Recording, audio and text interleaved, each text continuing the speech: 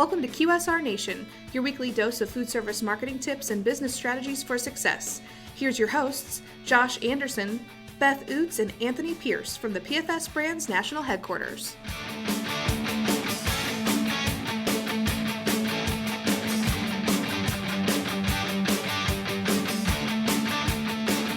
Hey everybody, welcome back to QSR Nation. As always, we have Josh, Beth, and Tony from the PFSbrands National Headquarters in Holtzville, Missouri to talk about food service marketing and business strategies for success. Okay, today we're going to talk about secret shoppers and how you can get a program rolling in your location and how that can be beneficial to improving the efficiency and productivity of your crew. Tony, I know that you've looked into several programs like this, so you want to take it away? Sure. I mean, one of the things that we talk to some of the different franchisees that we hear is, when I'm there, everything runs fairly well. People are on their game. They're taking care of stuff. But it's the times when you aren't there. It's the times when you're making sure that you're trying to have a cultivated culture that really embodies what you want to have as the ultimate guest experience with every person in there. And now it may be a stretch goal to have 100% customer satisfaction 100% of the time, and really have those high-end, guest interactions. But at the same time, though, you're going to have those failures, but you got to be able to learn from them. And with a secret shopper program, you're able to get a better perspective on what the consumer sees and how they feel. If you're like one of our Champs franchise, you're located in a grocery store. Some of the ones that we've conducted and looked at, people don't even know where the deli is located when they walk into the store. So there's some, obvious, opportunity there to maybe we need to look at creating some, ceiling height type of signage to direct people so they have a better visual to find locations. It was, cashiers not even engaging with customers, not talking to them. All these experiences that they had, even though the transaction at the deli went great, it's the full embodiment of their experience. And when I talk to banks before, in my previous life, I'd call it, marketing, I always say, it's great that, your marketing department's online, your loan department is there, but your teller is who is engaging with these consumers most of the time. And when they come in, if they have a bad experience with the teller, it just creates a bad experience overall. And, it gives you an opportunity for someone else, another bank or another franchise, whoever, competitor, to steal that consumer away because it begins to erode that brand loyalty.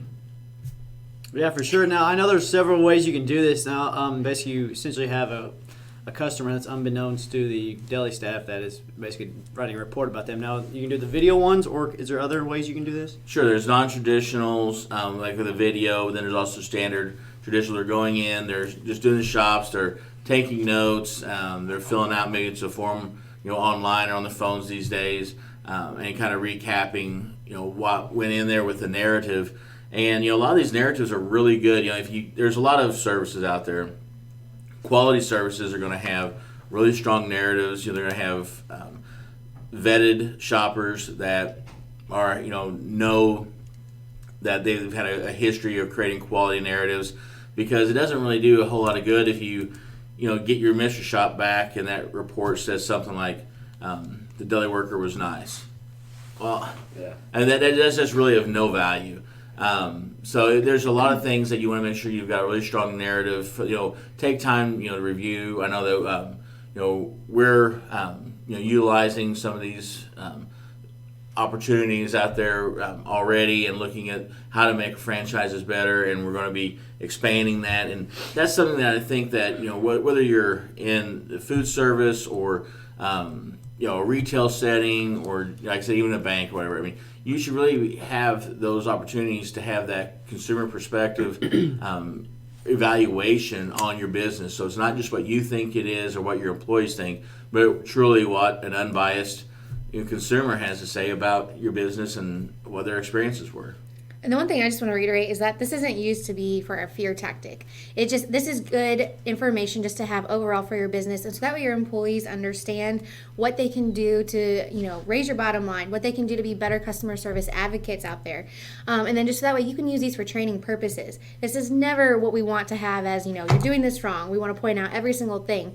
But, you need to know exactly what's going on when you're not in the store and what you can do to help raise your profits, because if you're losing money out on over-serving, or because your deli is, it's not clean, or it's not appealing to anyone, or just like Anthony said about not being able to even find the deli, you're losing out on all those dollars. And that can add up a lot of money over the year.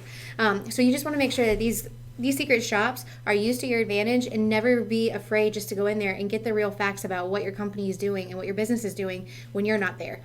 And that's a great thing, to look at it that way, because they truly are training opportunities or learning moments. Those shops, unless something was blatantly, horrible, it should be used as a training purpose, as a way to get better. Some of the best professional sports teams in the world, they get better and better because they watch game film. And that's kind of what you can look at a secret shop as. It's your game film. How did you perform? You see NFL games all the time. The guys are Pro Bowlers or superstars, but they make mistakes. They have to learn from that. And so, your superstars are going to make mistakes too on your team. And your rookies, your new hires, they're going to make mistakes as well. So utilizing this as an opportunity, like Beth said, to train them, to see where we missed some opportunities, or where maybe we fumbled the ball a little bit here and we could have done this better. Number one, it creates a sense that it's always a positive, a constructive feedback opportunity, and not a great, we got another shop, what happened this time, you want to make sure you keep the energy positive around these things, because, as Beth said, it'll continue to help your business grow. It'll continue to help add quality visits. And at the end, when you raise that bar, you start to create brand ambassadors for your company. And when you have other people out there talking up, how good you are, those brand ambassadors become very key. So LeBron secret shops himself? LeBron? I don't think that Mr. James is out secret shopping himself. If you are listening, LeBron, though. Yeah, shout out. Now, I know Beth and Tony have researched several of these programs, so if you have any questions about what would be good for your location, contact us at mdf@pfsbrands.com. It's a great way, like they said, to train your staff and look for weaknesses you already have and how to fix on those. You guys have anything else to add? No, just, embrace it, enjoy it, have fun with it, and then reward folks. Yeah. When you have a good shop, let folks know that they did a good job and that you appreciate them. That goes a long way. And it's a good way to spread your business by word of mouth. And before we go, just LeBron, just the shout out. Okay. Yep. So for Josh, Beth, and Tony at QSR Nation, we'll talk to you next week. Stop by next week for another QSR Nation episode, or visit pfsbrands.com.